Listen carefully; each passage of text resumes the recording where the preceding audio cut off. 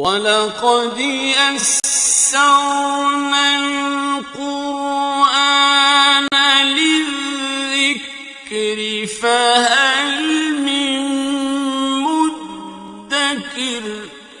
اور ہم نے قرآن کو سمجھنے کے لیے آسان کر دیا، تو کوئی ہے جو سوچے سمجھے۔ صوت القرآن، قرآن کی آواز۔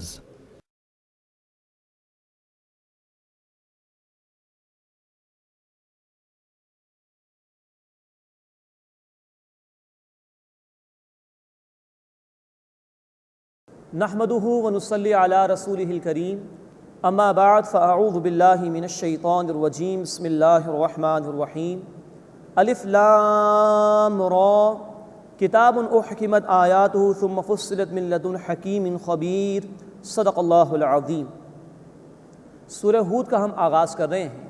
یہ سورہ مبارکہ بھی مکی صورت ہے اور اس کے مضامین کی مشابہت ہے سورۃ الاعراف کے مضامین سے۔ سورۃ الاعراف میں انباء الرسل کا ذکر آیا تھا، رسولوں کے حالات کا ذکر، تذکیر بایام اللہ کا موضوع تھا، بڑے بڑے ایام کے بیان کے ذریعے سے اس میں یاد دہانی کرائی گئی تھی۔ وہی موضوع اس سورہ مبارکہ میں بھی ہے۔ انشاءاللہ ہم دیکھیں گے کہ اس میں تقریباً 6 رکوع ہیں، رکوع نمبر 3 سے لے کے رکوع نمبر 8 تک، اور رکوع نمبر 9 کی چند آیات جس میں انباء الرسل کا بیان ہے، 6 رسولوں کے حالات کا ذکر ہے، اور اس کے علاوہ ابراہیم علیہ السلام کا بھی کچھ ذکر آئے گا انشاءاللہ۔ ابتدا میں اسلام کے جو بنیادی عقائد ہیں، توحید اور آخرت اور رسالت، ان کا ذکر انشاءاللہ آئے گا۔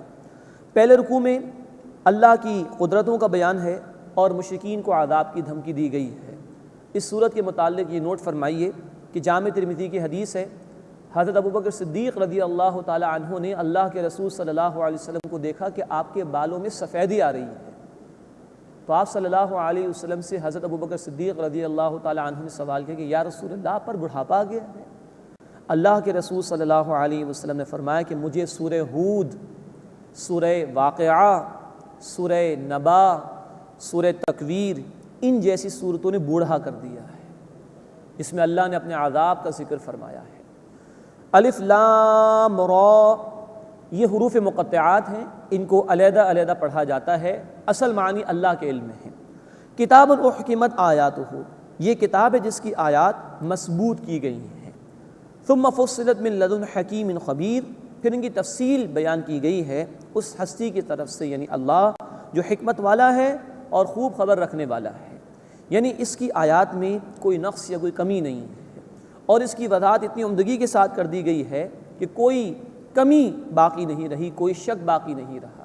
مزید یہ نوٹ فرمائی کہ قرآن حکیم میں اول جو صورتیں نازل ہوئیں، خاص طور پر جو آخری سپاروں میں آتی ہیں، وہ مختصر صورتیں تھیں، اور بعد میں انہی صورتوں میں آنے والی باتوں کی تفاصیل دیگر بڑی صورتوں میں اور مدنی صورتوں میں بیان ہوئی ہیں۔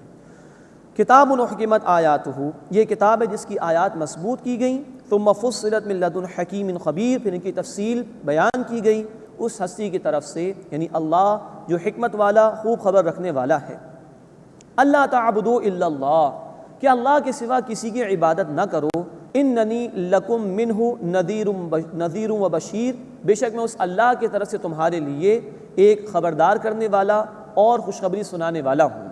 وَأَنِ اسْتَغْفِرُوا رَبَّكُمْ، اور یہ کہ تم مغفرت طلب کرو اپنے رب سے۔ ثُمَّ تُوبُوا إِلَيْهِ، پھر اسی کی طرف رجوع کرو۔ یمتعکم متاعا حسنا، وہ تمہیں عمدہ فائدہ عطا فرمائے گا۔ الی اجل مسمی، ایک وقت مقررہ تک کے لیے۔ یہ دنیا عارضی ہے، اللہ نے نعمتیں دی ہیں لیکن چند روز کے لیے۔ وَيُؤْتِ كُلَّ ذِي فَضْلٍ فَضْلًا، اور وہ عطا فرمائے گا ہر مستحق فضل کو اپنے فضل میں سے۔ وَإِن تَوَلَّوْا، اور اگر تم پھر جاؤ گے، مراد ہے کہ اللہ کی دعوت قبول نہیں کرو گے، اس کی نافرمانی کرو گے، فَإِنِّي أَخَافُ عَلَيْكُمْ عَذَابَ يَوْمٍ كَبِيرٍ، تو بے شک میں تم پر ایک بڑے دن کے عذاب سے ڈرتا ہوں۔ إِلَى اللَّهِ مَرْجِعُكُمْ، تمہیں اللہ ہی کی طرف لوٹنا ہے۔ وَهُوَ عَلَى كُلِّ شَيْءٍ قَدِيرٌ، اور وہ ہر شے پر قدرت رکھنے والا ہے۔ أَلَا إِنَّهُمْ يَثْنُونَ صُدُورَهُمْ لِيَسْتَخْفُوا مِنْهُ، آگاہ ہو جاؤ، بے شک وہ اپنے سینے دوہرے کرتے ہیں تاکہ اس اللہ سے چھپا لیں۔ الا، آگاہ ہو جاؤ، حین یستغشون ثیابہم، جب وہ اپنے کپڑے پہنتے ہیں، یعلم ما یسرون وما یعلنون، وہ اللہ جانتا ہے جو وہ چھپاتے ہیں اور جو وہ ظاہر کرتے ہیں۔ انہ علیم بذات الصدور، بے شک وہ اللہ سینوں کے رازوں سے واقف ہے۔ اس آیت کی دو اعتبارات سے تفاسیر کی گئی۔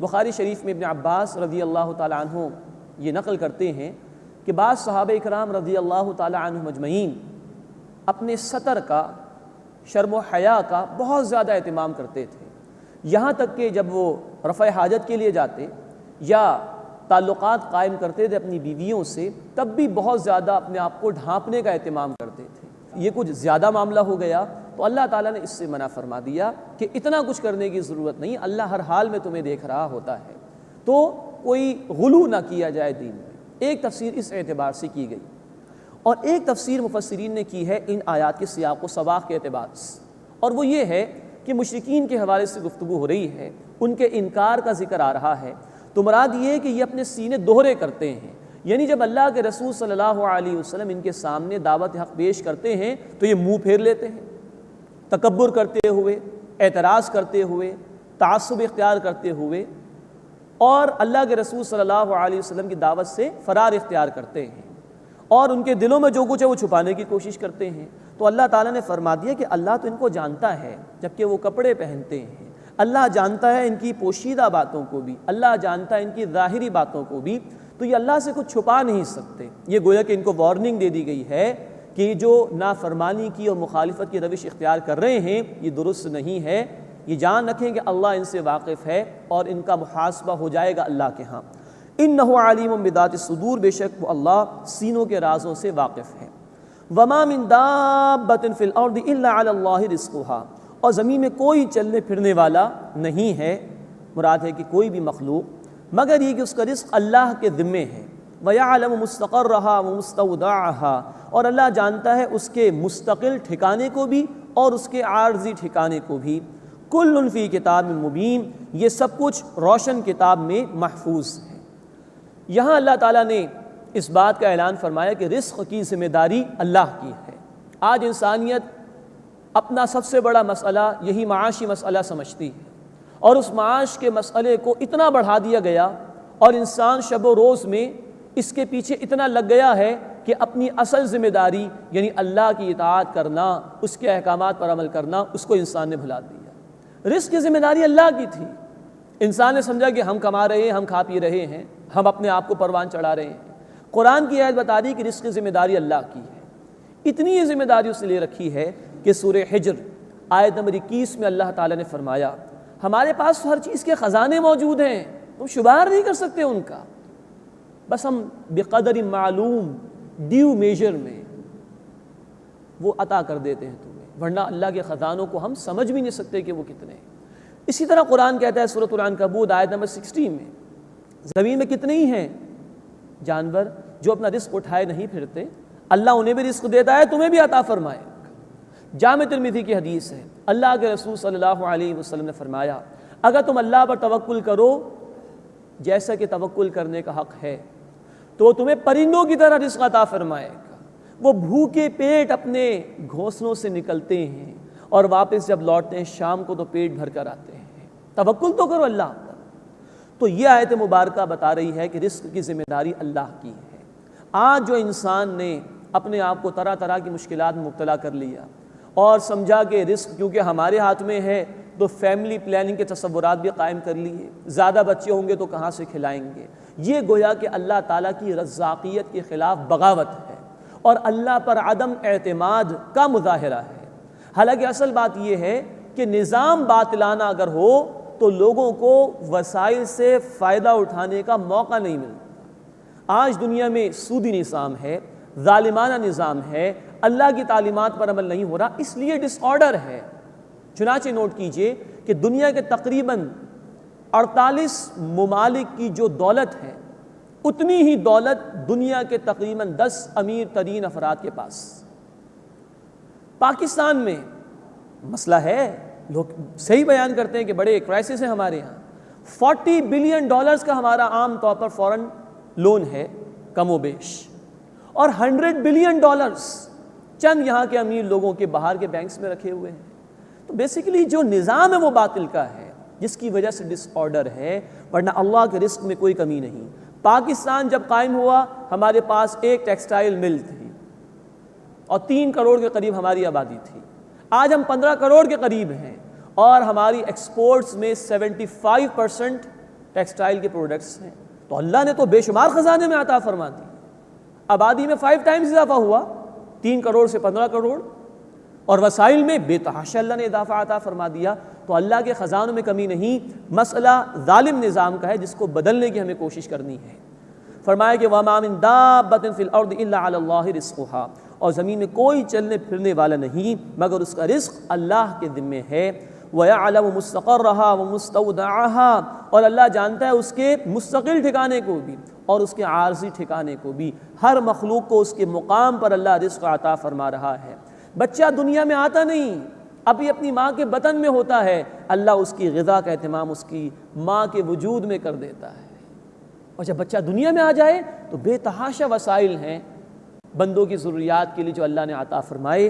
کل فی کتاب مبین، یہ سب کچھ روشن کتاب میں یعنی لوح محفوظ میں موجود ہے۔ وَهُوَ الَّذِي خَلَقَ السَّمَاوَاتِ وَالْأَرْضَ، اور وہی اللہ ہے جس نے آسمان اور زمین کو پیدا فرمایا، فی 6 ایام، 6 ایام میں۔ اس کی حقیقت اللہ ہی کے علم میں ہے، یہ متشابہات میں سے۔ وَكَانَ عَرْشُهُ عَلَى الْمَاءِ، جبکہ اللہ کا عرش پانی پر تھا، یہ بھی متشابہات میں سے اللہ ہی کے علم میں ہے۔ بخاری شریف میں یہ حدیث ہے، اللہ کے رسول صلی اللہ علیہ وسلم نے فرمایا اللہ ہی اللہ تھا جبکہ کچھ بھی نہیں تھا، اور اللہ کا عرش پانی پر تھا، پھر اللہ نے تقدیر لکھ دی، مخلوقات کے معاملات لکھ دیے لوح محفوظ کے اندر، اس کے بعد اللہ نے آسمانوں اور زمین کو پیدا فرمایا۔ لیکن فرمایا وَكَانَ عَرْشُهُ عَلَى الْمَاءِ، اور اس کا عرش پانی پر تھا، یہ متشابہات میں سے۔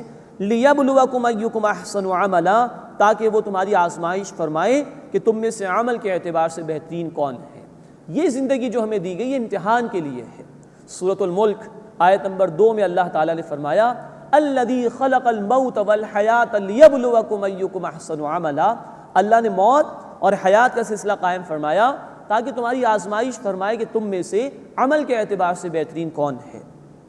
وَلَئِن قُلْتَ، اور اگر اے نبی صلی اللہ علیہ وسلم آپ کہیں اِنَّكُمْ مَبْعُوثُونَ مِن بَعْدِ الْمَوْتِ، کہ تم مرنے کے بعد دوبارہ اٹھائے جاؤ گے، لَيَقُولَنَّ الَّذِينَ كَفَرُوا، تو جن لوگوں نے کفر کیا وہ ضرور کہیں گے اِنْ هَذَا إِلَّا سِحْرٌ مُبِينٌ، یہ تو صرف کھلا جادو ہے، یعنی آخرت کا انکار کر رہے تھے۔ وَلَئِنْ أَخَّرْنَا عَنْهُمُ الْعَذَابَ إِلَىٰ أُمَّةٍ مَّعْدُودَةٍ، اور اگر ہم ان سے عذاب روک رکھیں ایک معین وقت تک کے لیے، لَيَقُولُنَّ مَا يَحْبِسُ، تو وہ ضرور کہیں گے کیا چیز اسے روک رہی ہے۔ یہ ان کی جرت کا بیان آ گیا کہ عذاب کیوں نہیں آ رہا، یہ گویا ڈھٹائی کا مظاہرہ ہے۔ أَلَا يَوْمَ يَأْتِيهِمْ لَيْسَ مَصْرُوفًا عَنْهُمْ، آگاہ ہو جاؤ جس دن ان پر عذاب آئے گا ان سے ٹالا نہیں جائے گا۔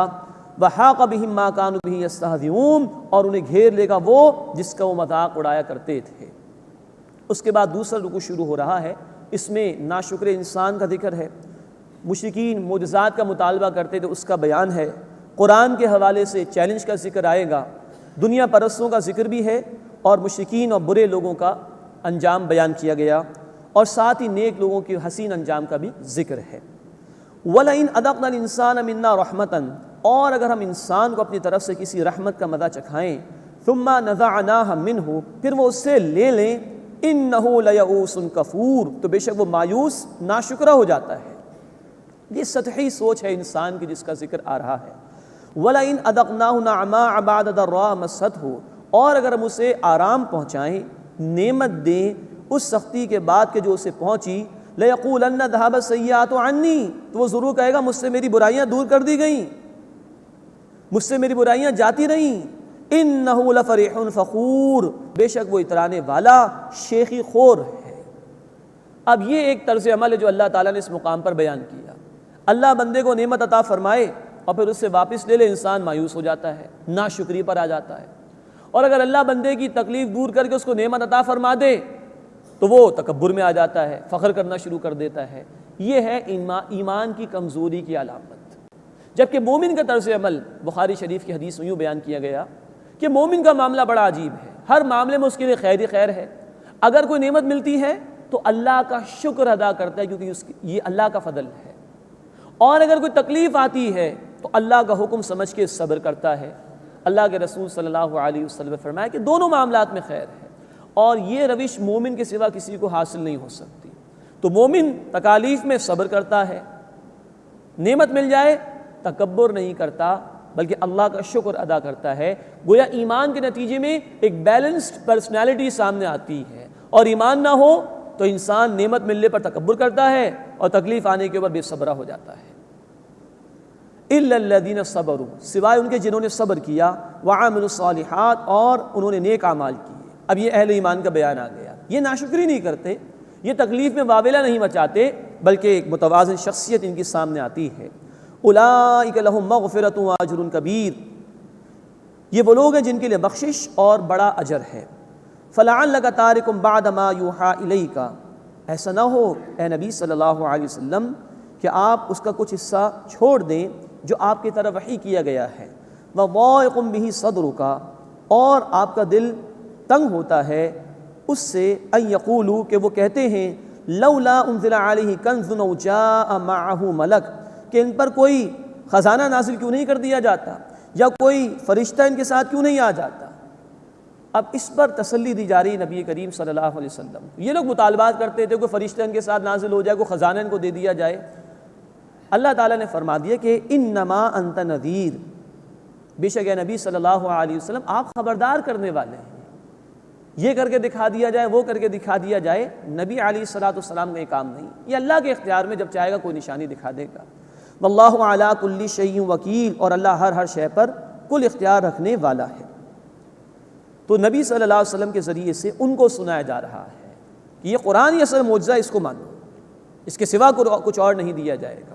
اور نبی صلی اللہ علیہ وسلم کو تسلی دے دی گئی کہ یہ جو کچھ کہہ رہے ہیں اس سے آپ کو کچھ غم ہوگا، لیکن آپ تسلی رکھیے، آپ اللہ کی طرف سے خبردار کرنے والے ہیں، اور اللہ ہر شے پر قدرت رکھنے والا ہے۔ ام یقولون افترا، کیا وہ کہتے ہیں کہ انہوں نے قرآن کو گھڑ لیا ہے؟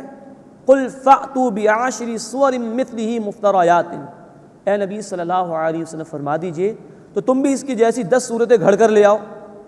وادعوا من استطعتم من دون اللہ، اور جس کو تم بلا سکو بلا لو اللہ کے سوا، ان کنتم صادقین، اگر تم سچے ہو۔ یہ قرآن کا چیلنج جس کا ذکر کئی آیات میں آیا ہے۔ سب سے پہلے سورہ طور آیت نمبر 34 اور سورہ بنی اسرائیل آیت نمبر 88 میں کہا گیا قرآن میں شک ہے تو اس جیسا کلام لا کے پیش کرو۔ پھر اس مقام پر سورہ ہود آیت نمبر 13 میں کہا گیا چلو 10 صورتیں پیش کر دو۔ پھر اس کے بعد سورہ یونس آیت 38 میں کہا گیا چلو 1 صورت پیش کر دو، اور سب سے آخر میں کہا گیا سورۃ البقرہ آیت 23 میں کہ قرآن کی کسی ایک صورت سے ملتی جلتی کوئی شے پیش کر کے دکھا دو، لیکن نہیں کر سکے۔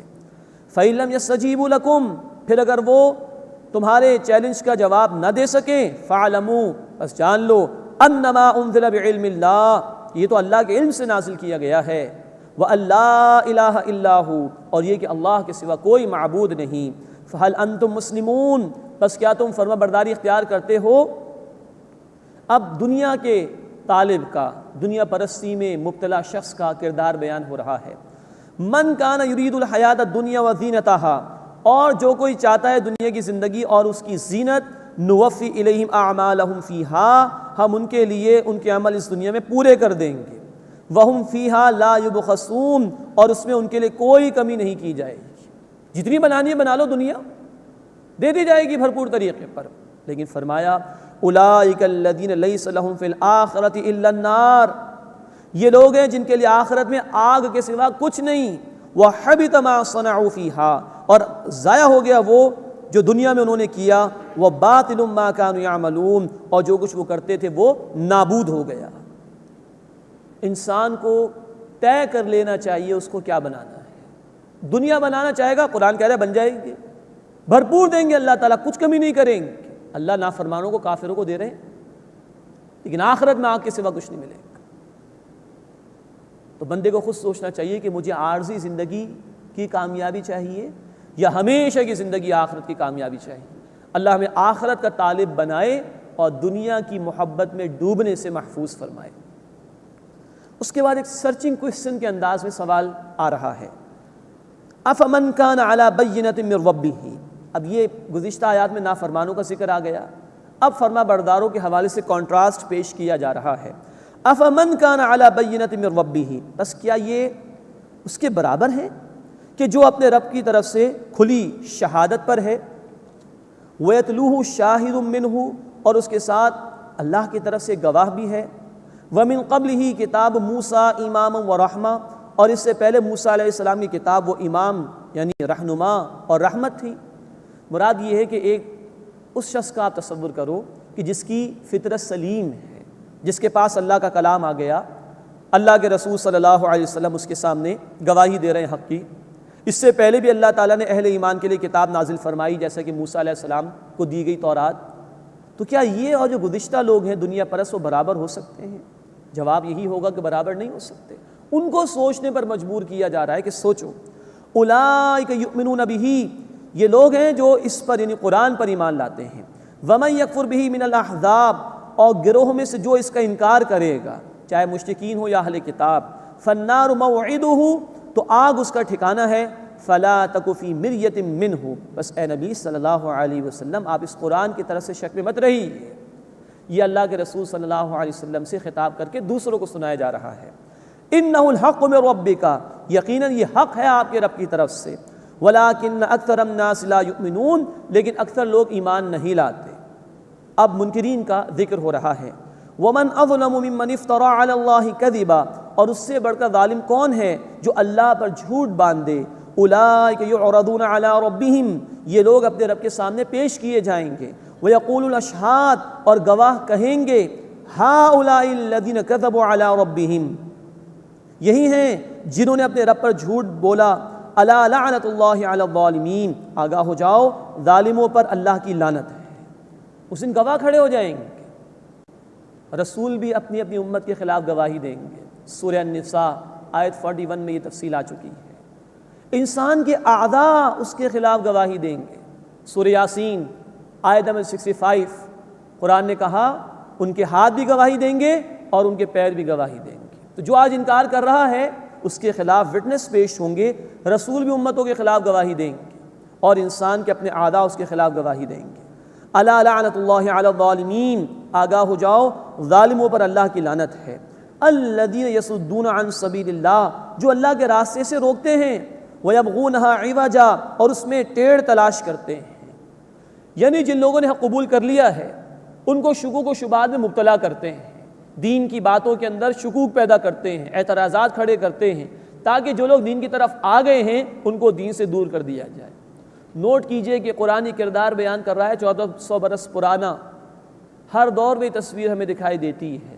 وہ لوگ جو دنیا پرست ہوں، حق کے طالب نہ ہوں، وہ خود بھی دین سے دور ہوتے ہیں اور دین کی مختلف باتوں پر، دین کے احکامات پر اعتراض کر کے دینداروں کو دین سے دور کرنے کی کوشش کرتے ہیں۔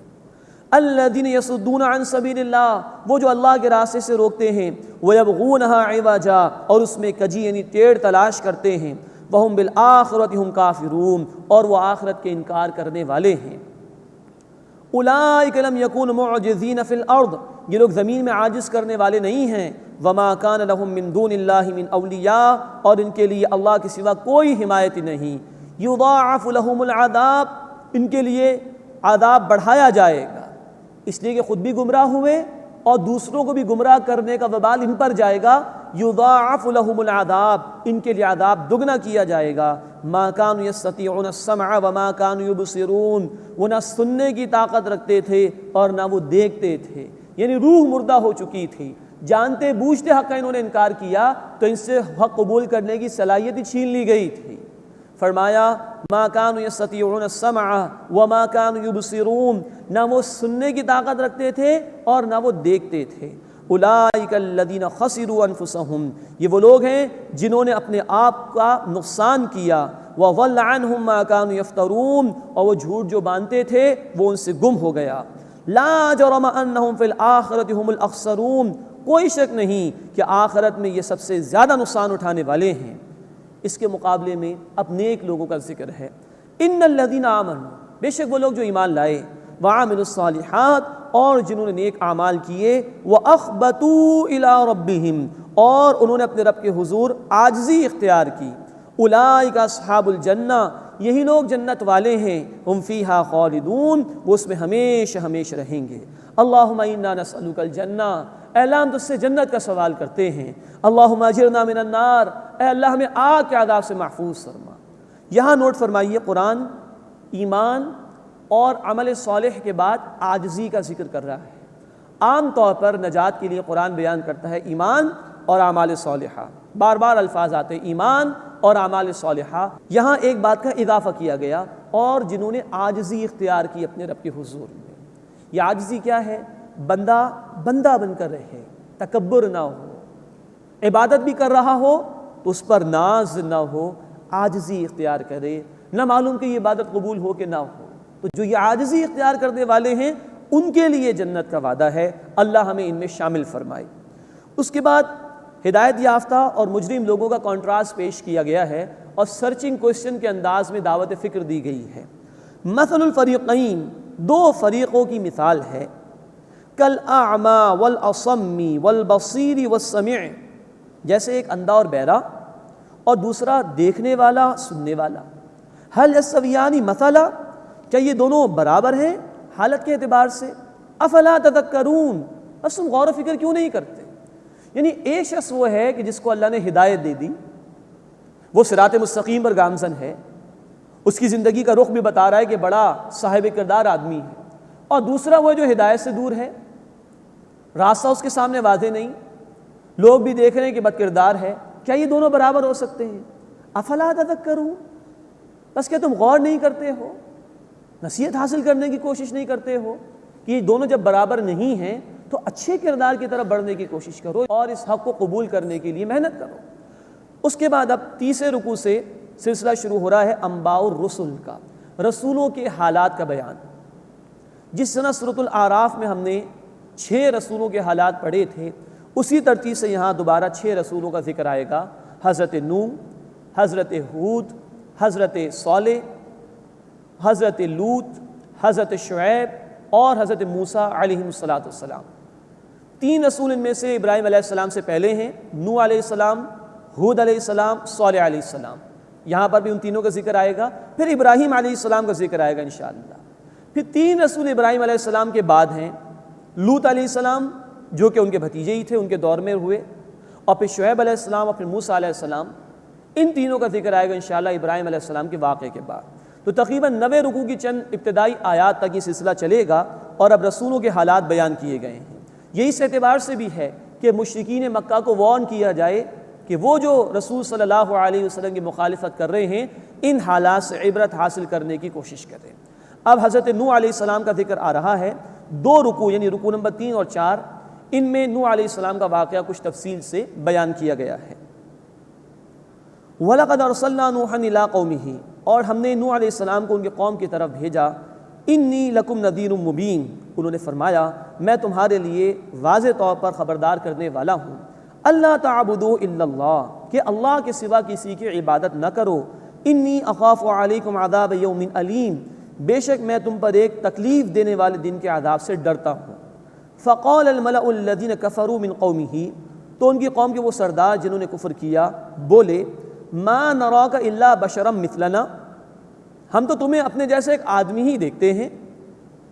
یہ ہر دور میں مسئلہ رہا کہ لوگوں نے رسولوں کو یہ کہا کہ بھائی آپ ہمارے جیسے انسان ہو گئے تو آپ رسول کیسے ہو سکتے ہیں، اور اس بنیاد پر رسولوں کا انکار کر دیا۔ یہ تاریخ میں گمراہی ہمیشہ سے رہی ہے۔ بات یہ ہے کہ انسان ہی زمین پر بستے ہیں تو انسانوں کے لیے نمونہ ایک انسان ہی ہو سکتا ہے، اس لیے اللہ تعالیٰ نے انسانوں میں سے ہی اپنے رسولوں کو منتخب فرمایا تاکہ انسان ہی کے ذریعے سے انسانوں تک ہدایت پہنچائی جا سکے، اور انسان ایک رسول کو دیکھ کر جو کہ انسان ہو عمل بھی کر سکے۔ تو کہا انہوں نے کہ ما نراک الا بشرا مثلنا، ہم تو تمہیں اپنے جیسے ایک انسان دیکھتے ہیں، وما نراک تبعک الا الذین هم اراذلنا بادی الرأی، اور ہم نہیں دیکھتے کہ کسی نے تمہاری پیروی کی ہو سوائے ان کے جو ہمارے ہاں حقیر ہیں اور ظاہر بھی قسم کے لوگ ہیں۔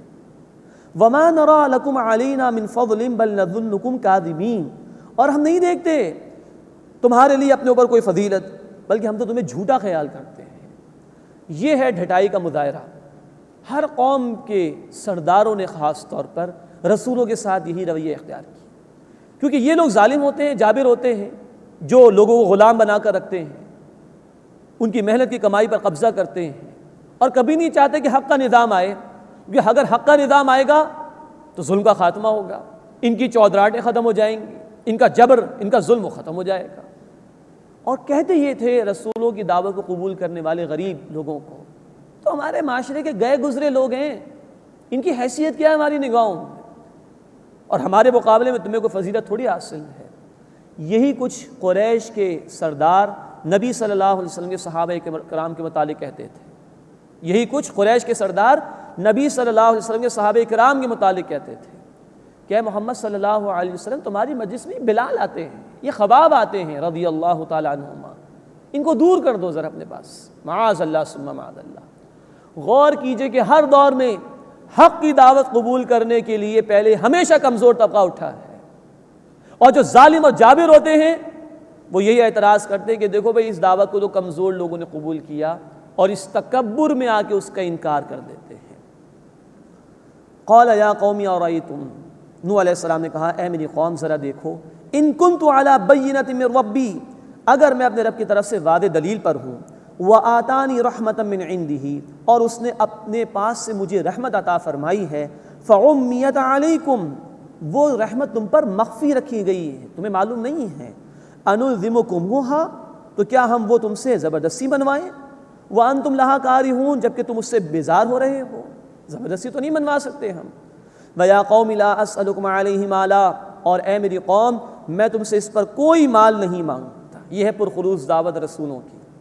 ان اجری الا علی اللہ، میرا اجر تو صرف اللہ کے پاس ہے۔ وما انا بطارد الذین آمنوا، اور جو لوگ ایمان لائے میں انہیں دور کرنے والا نہیں ہوں۔ اب ان غریب اہل ایمان کی قدردانی اللہ نے فرمائی۔ انہم ملاقو ربہم، بے شک وہ اپنے رب سے ملنے والے ہیں۔ وَلَٰكِنِّي أَرَاكُمْ قَوْمًا تَجْهَلُونَ، لیکن میں دیکھتا ہوں کہ تم ایک جاہل قوم ہو۔ یہ بندے تو اللہ سے ملنے والے ہیں، اور تم ان کی دشمنی میں آ کر حق کو جھٹلا رہے ہو، تو تم جاہل قوم ہو۔ وَيَا قَوْمِي، اور اے میری قوم، مَن يَنصُرُنِي مِنَ اللَّهِ إِن تَرَكْتُهُمْ، اگر میں انہیں دور کر دوں تو مجھے اللہ سے کون بچائے گا؟ دیکھیے ان غریب اہل ایمان افراد کی کیا قدردانی اللہ نے کی ہے، اپنے رسول کے ذریعے سے کہلوائے رہے ہیں اللہ تعالیٰ۔ حالانکہ رسول ایسا بالکل نہیں کریں گے، لیکن دوسروں کو سنایا جا رہا ہے کہ مَن يَنصُرُنِي مِنَ اللَّهِ إِن تَرَكْتُهُمْ، اگر میں انہیں دور کر دوں تو اللہ سے مجھے کون بچائے گا؟ افلا تذکرون، بس کیا تم غور و فکر نہیں کرتے؟ ولا اقول لكم عندي خزائن اللہ، اب پوزیشن واضح کر رہے ہیں نوح علیہ السلام اپنی، وہ لوگ بھی مختلف مطالبات کرتے ہوں گے، تو فرمایا ولا اقول لكم عندي خزائن اللہ، اور میں تم سے نہیں کہتا کہ میرے پاس اللہ کے خزانے ہیں، ولا اعلم الغیب، اور نہ میں غیب جاننے والا ہوں، ولا اقول انی ملک، اور نہ میں یہ کہتا ہوں کہ میں فرشتہ ہوں، ولا اقول للذین تزدری اعینکم لن یؤتیہم اللہ خیرا، اور جن لوگوں کو تمہاری آنکھیں حقیر سمجھتی ہیں میں نہیں کہتا کہ اللہ انہیں ہرگز کوئی بھلائی نہیں دے گا۔ اللہ اعلم بما فی انفسہم، جو کچھ ان کے دلوں میں اللہ اسے خوب جانتا ہے، اللہ انہیں نواز دے گا۔ انی اذا لمن الظالمین، اگر میں نے ایسے کہا بے شک میں بے انصاف لوگوں میں سے ہو جاؤں۔ تو یہ نوح علیہ السلام نے اپنی پوزیشن لوگوں کے سامنے واضح کر دی، میں اللہ کا رسول ہوں، مطالبات مجھ سے نہ کرو معجزات کے، اور یہ جو اہل ایمان ہے میں ان کو دور نہیں کر سکتا اپنے سے، اللہ ان سے خوب واقف ہے، بالفرض اگر میں نے ان کو دور کرنے کی کوشش کی تو میں بے انصاف لوگوں میں سے ہو جاؤں گا۔ اب قوم کی ڈھٹائی دیکھیے، قالوا یا نوح، انہوں نے کہا کہ اے نوح علیہ السلام، قد جادلتنا، تم نے ہم سے جھگڑا کیا، فاکثرت جدالنا، سو ہم سے بہت جھگڑا کیا، فاتنا بما تعیدنا ان کنت من الصادقین، تو بس وہ عذاب لے آؤ جس کا تم ہم سے وعدہ کرتے ہو اگر تم سچے ہو۔ قال انما یاتیکم بہ اللہ ان شاء، انہوں نے فرمایا کہ تم پر وہ لائے گا صرف اللہ اگر وہ چاہے گا، تو عذاب اللہ دے سکتا ہے، میں نہیں۔ وما انتم بمعجزین، اور تم عاجز کرنے والے نہیں ہو۔ ولا ینفعکم نصحی، اور میری نصیحت تمہیں نفع نہیں دے گی۔ ان اردت ان انصح لکم، خواہ اگر میں چاہوں کہ میں تمہیں نصیحت کروں۔ ان کان اللہ یرید ان یغویکم، جبکہ اللہ چاہے کہ وہ تمہیں گمراہ کر دے۔ اگر اللہ نے فیصلہ کر لیا تو میری نصیحت تمہیں کام نہیں آئے گی، پھر تمہیں اللہ کے عذاب سے کوئی نہیں بچائے گا۔ هو ربکم، وہ تمہارا رب ہے، وَإِلَيْهِ ترجعون، اور اسی کی طرف تم لوٹ کر جاؤ گے۔ ام یقولون افترا، کیا وہ کہتے ہیں کہ انہوں نے قرآن کو گھڑ لیا ہے؟ یہ اشارہ ہو رہا ہے نبی صلی اللہ علیہ وسلم کی طرف۔ مشرکین کہتے تھے کہ بھئی یہ اپنے پاس سے گھڑ رہے ہیں، اللہ تعالیٰ اس کا جواب دے رہے ہیں قل ان افتریتہ، اے نبی صلی اللہ علیہ وسلم فرما دیجئے اگر میں نے اسے گھڑ لیا ہے فعلی اجرامی، تو اس کا گناہ مجھ پر ہوگا، اور ایسا یقیناً نہیں ہے، لیکن دو ٹوک انداز میں کہلوا دیا گیا۔ وَأَنَا بَرِيءٌ مِّمَّا تُجْرِمُونَ، اور میں اس سے بری ہوں جو تم جرم کرتے ہو، کیونکہ اللہ کے رسول صلی اللہ علیہ وسلم گزشتہ حالات اور واقعات بیان کرتے تھے تو یہ لوگ کہتے تھے کہ اپنے پاس سے سنا رہے ہیں، تو واضح کروا دیا گیا اللہ کی طرف سے۔ اس کے بعد چوتھا رکوع شروع ہو رہا ہے، اس میں نوح علیہ السلام کی قوم پر آنے والے عذاب کا ذکر ہے اور اہل ایمان کی نجات کو اللہ نے بیان فرمایا۔ وَأُوحِيَ إِلَىٰ نُوحٍ أَنَّهُ لَن يُؤْمِنَ مِن قَوْمِكَ إِلَّا مَن قَدْ آمَنَ، اور نوح علیہ السلام کی طرف وحی کی گئی کہ تمہاری قوم میں سے اب ہرگز کوئی ایمان نہیں لائے گا سوائے اس کے کہ جو ایمان لا چکا۔ اب عذاب کا فیصلہ آنے والا ہے، جو لا چکا ایمان بس وہ کامیاب، باقی ناکام ہو جائیں گے۔ فَلَا تَبْتَئِسْ بِمَا كَانُوا يَفْعَلُونَ، بس اے نوح اس پر غمگین نہ ہو جو وہ کرتے ہیں۔ وَاصْنَعِ الْفُلْكَ بِأَعْيُنِنَا، اور تم ہماری نگرانی میں کشتی بناؤ، وَوَحْيِنَا، اور ہمارے حکم سے، وَلَا تُخَاطِبْنِي فِي الَّذِينَ ظَلَمُوا، اور ظالموں کے حق میں مجھ سے بات نہ کرو، اِنَّهُمْ مُغْرَقُونَ، بے شک وہ غرق کیے جانے والے ہیں۔ وَيَصْنَعُ الْفُلْكَ، اور نوح علیہ السلام کشتی بناتے تھے، وَكُلَّمَا مَرَّ عَلَيْهِ مَلَأٌ مِّن قَوْمِهِ، اور جب بھی ان کے قوم کے سردار ان کے پاس سے گزرتے، سخروا من، تو وہ ان پر ہنستے تھے۔ قال ان تسخروا منا، نوح علیہ السلام نے فرمایا اگر تم ہم پر ہنستے ہو فإنا نسخر منکم کما تسخرون، تو بے شک ہم تم پر ہنسیں گے جیسے تم ہم پر ہنستے ہو۔ اب یہ ہے اصل بات سمجھنے کی۔ وہ دیکھ رہے تھے کہ خشکی ہے اور نوح علیہ السلام جو وہ کشتی بنا رہے ہیں تو مذاق اڑانا شروع کر دیا۔ یہ ہے ظاہر پرست، دنیا پرست آدمی کی نگاہ کا فرق اور ایک رسول علیہ الصلوۃ والسلام کی نگاہ کا فرق۔ اللہ اپنے رسول علیہ الصلوۃ والسلام کو حق عطا فرماتا ہے جس کے ذریعے سے وہ حقیقت دیکھ لیتے ہیں، اور ان کے ذریعے سے اہل ایمان کو اللہ حق عطا فرماتا ہے، وہ حقیقت وہ دیکھ لیتے ہیں۔ اب حقیقت یہ کہ طوفان آنے والا تھا، یہ غرق کیے جانے والے تھے نافرمان، اس سے بچاؤ کے لیے اللہ نے حکم دیا تھا کہ کشتی تیار کیجیے۔ مزید نوٹ کیجیے، دنیا میں اہل ایمان کا مذاق اڑاتے ہیں مخالفین۔ اللہ تعالیٰ سورہ المطففین میں فرماتے ہیں آیت نمبر 34 میں کہ قیامت کے دن اہل ایمان مجرمین کا مذاق اڑائیں گے جو دنیا میں ان پر لعن طعن کرتے تھے۔ جب اہل ایمان دین کے راستے میں آگے بڑھتے تھے تو بہت سے لوگ ان کی مخالفت کرتے تھے، اللہ قیامت کے دن موقع دے گا اہل ایمان کو کہ ان کا مذاق اڑائیں۔ فَسَوْفَ تَعْلَمُونَ، بس من قریب جان لو گے، مَن يَأْتِهِ عَذَابٌ يُخْزِيهِ، کس پر ایسا عذاب آتا ہے جو اس کو رسوا کر دے، وَيَحِلُّ عَلَيْهِ عَذَابٌ مُقِيمٌ، اور کس پر اترتا ہے دائمی عذاب۔ حَتَّى إِذَا جَاءَ أَمْرُنَا، یہاں تک کہ جب ہمارا حکم آیا، وَفَارَ التَّنُّورُ، اور تنور نے جوش مارا، زمین سے پانی ابلنا شروع ہو گیا۔ قُلْ نَحْمِلْ فِيهَا مِن كُلٍّ زَوْجَيْنِ اثْنَيْنِ، ہم نے کہا کہ اس میں یعنی کشتی میں سوار کر لو ہر ایک کا ایک جوڑا، مراد ہے کہ حیوانات میں سے نر اور مادہ جوڑوں کو جمع کر لو، وَأَهْلَكَ، اور اپنے گھر والوں کو بھی سوار کر لو، إِلَّا مَن سَبَقَ عَلَيْهِ الْقَوْلُ، مگر یہ کہ جس پر غرق ہونے کا حکم ثابت ہو چکا ہے، مراد ہے بیوی اور ایک بیٹا، وہ نافرمان تھے۔ وَمَنْ آمَن، اور انہیں بھی سوار کر لو اے نوح جو ایمان لائے۔ تو جن پر حکم ثابت ہو گیا عذاب کا، ان کے سوا اہل ایمان کو سوار کر لو، اپنے گھر والوں کو سوار کر لو، اور جانوروں میں سے ایک ایک جوڑے کو سوار کر لو۔ وَمَا آمَنَ مَعَهُ إِلَّا قَلِيلٌ، اور ان پر ایمان نہیں لائے مگر بہت ہی تھوڑے لوگ۔ تاریخ بتاتی ہے کہ تقریباً 80 افراد ایمان لائے ہیں فقط نوح علیہ السلام پر۔ 950 برس تک تبلیغ کی،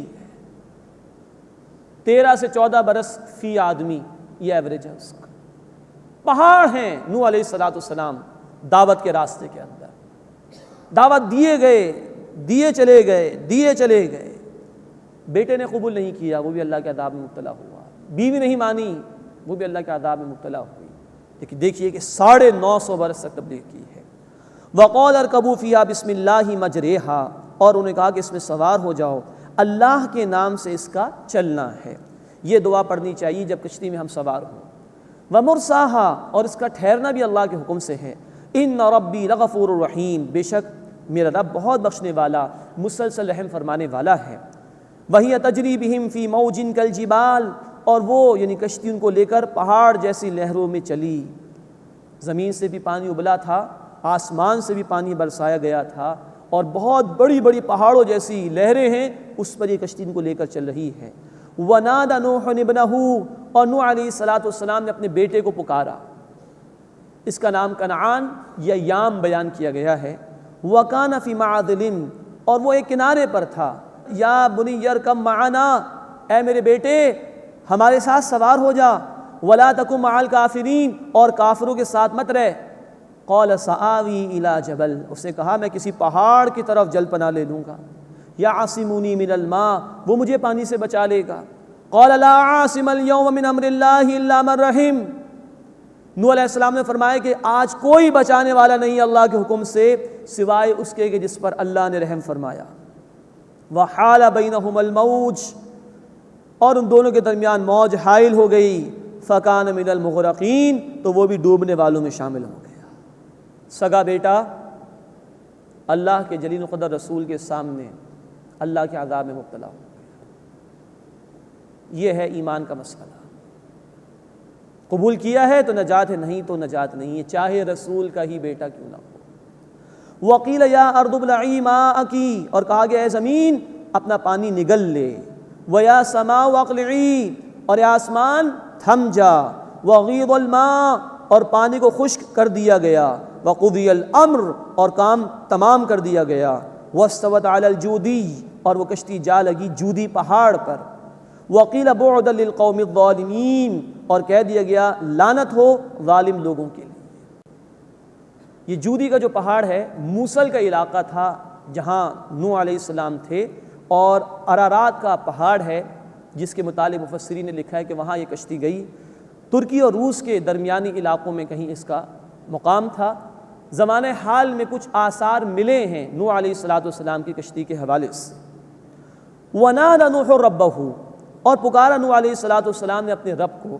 فقال، عرض کیا، رب ان ابنی من اہلی، اے میرے رب میرا بیٹا میرے گھر والوں میں سے ہے۔ وَإِنَّ وَعْدَكَ الْحَقُّ، اور بے شک تیرا وعدہ سچا ہے۔ وَأَنْتَ أَحْكَمُ الْحَاكِمِينَ، اور تو سب سے بڑھ کر حاکم ہے، فیصلہ فرمانے والا ہے۔